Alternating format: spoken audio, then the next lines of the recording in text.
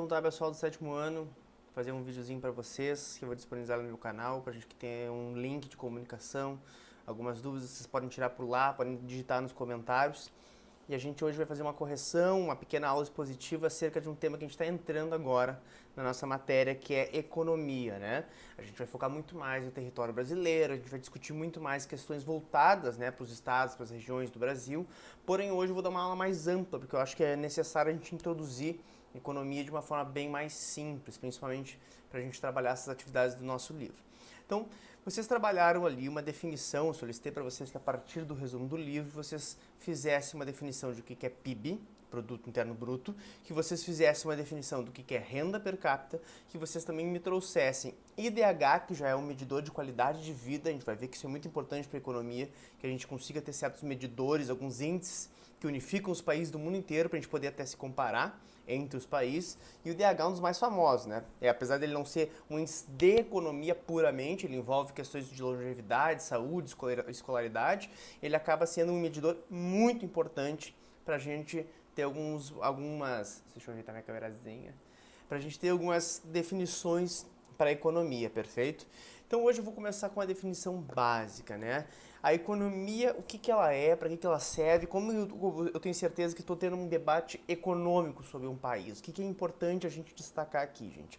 Economia vai ser basicamente a gestão da produção, do consumo, do serviço, a organização dessa estrutura de produção de bens e gestão desses bens em uma sociedade. Então, quando eu penso na economia brasileira, ou na economia de qualquer lugar do mundo, eu posso dividir essa palavra economia em 3 setores. Isso é bem importante para a gente, isso é muito interessante. Então, primeiro setor da economia, o setor primário. O setor primário da economia seria muito voltado para as atividades ligadas mais a uma extração, as atividades ligadas também à produção agrícola, ligada à pecuária.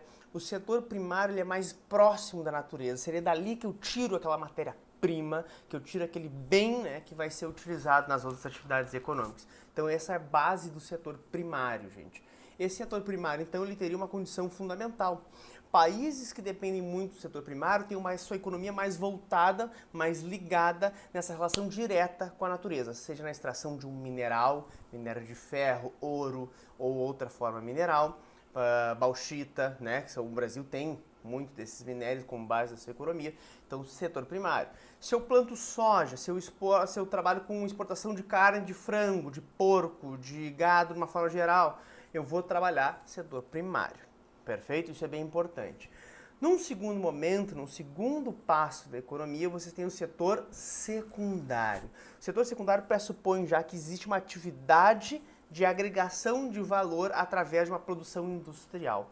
Ou seja, eu pego aquele produto básico, aquele produto primário, eu acabo articulando em cima dele ali uma transformação técnica, uma transformação desse produto para gerar um produto, um bem industrial.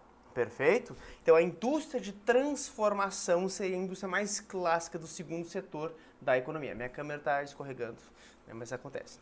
Então dentro desse processo o que acontece? Eu vou fazendo uma transformação desse produto e gera um bem.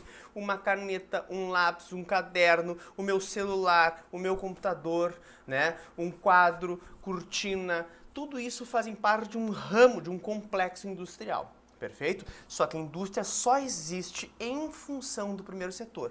Quando eu trabalho com um produto como um celular, diversos são os minérios, as necessidades deste primeiro setor mais ligado à natureza bruta, né? À natureza sem valor agregado. Então, eu retiro o bem dessa natureza, eu retiro este produto e passa para um setor de transformação. Essa transformação é típica do segundo setor, gerando os bens industriais, os bens beneficiados, ou também podemos chamar de bens manufaturados. Isso é muito importante. Quando eu penso na economia, principalmente no século XIX, início do XX, país rico, país com força econômica, é um país que dominava tecnologias industriais, ou seja, a produção de tecidos, a produção de tecnologias de recursos energéticos, o beneficiamento desses recursos, a transformação de bens. Esses bens materiais são fundamentais. Primeiro setor, ligado à natureza, atividades como a pecuária, extração. Segundo setor, atividade industrial. Num terceiro momento, e esse aqui é uma das coisas que é muito fácil pra gente que vive numa cidade como Porto Alegre, a gente percebe direitinho isso, né? É o setor de serviços. Sempre que a gente lida com uma economia, a gente tem que pensar que toda essa produção de bens agrícolas ou produção de bens industriais, ela precisa passar para chegar ao consumidor final, principalmente na economia capitalista, como ela vem se montando ao longo do século XX, apesar da sua origem ser, podemos colocar ali século XVIII como início, né? Mas a gente vai perceber que ela precisa de certa uma economia articulada em função de serviços. Eu preciso de serviços escolares, eu preciso de serviços comerciais, eu preciso de serviços hospitalares, eu preciso de uma série de economias, de estruturas que são o que a gente chama de serviço. Perfeito? Eu gosto de trazer sempre como fundamental dessa atividade produtiva, gente, os bens, principalmente o serviço comercial. Para que a carne possa chegar ao seu consumidor final e o produtor receba esse lucro, ele depende de todo um setor de comércio. As grandes redes de supermercado, o produtor industrial que faz o tênis Nike, né? Depois a gente pode inclusive falar sobre produção globalizada e onde esse tênis é produzido, onde ele é pensado. Tem essas diferenças, né, que a gente vai chamar de divisão do trabalho. Na prática, quando eu penso um tênis Nike, quando eu penso uma camiseta, eu estou pensando num setor secundário. Mas para ele ser consumido, ele precisa da articulação entre o secundário e o terciário. O terciário seria onde ele é vendido, como as grandes redes de shoppings, as grandes redes lojistas, né? Então é quando a gente vai ter alguma condição nesse sentido. O fornecimento de energia também, energia toda pensada numa atividade, às vezes, depende do tipo de energia, a gente vai ter oportunidade para estudar isso. Mas na prática, a energia ela tem ligações entre o setor primário, como por exemplo a extração de petróleo, o setor industrial, eu pego esse petróleo bruto e eu passo por todo um beneficiamento até ele virar um produto final, que seria a gasolina, ou seja, primário, extração, depois o industrial. Esse processo é fundamental. Meu microfone caiu, mas não tem problema. Dou uma consertadinha aqui rapidamente. Então, essa articulação, gente, entre os setores da economia, ela acaba tendo, né, um papel fundamental para a gente conseguir articular, para a gente conseguir entender o que é o setor terciário. A gasolina eu vou lá e compro num posto de gasolina, um posto de combustível, né? E nesse posto eu consigo ter o acesso de um serviço que vai me fornecer um bem industrial que também teve origem naquela condição lá de bem primário. Então é isso que é importante a gente entender.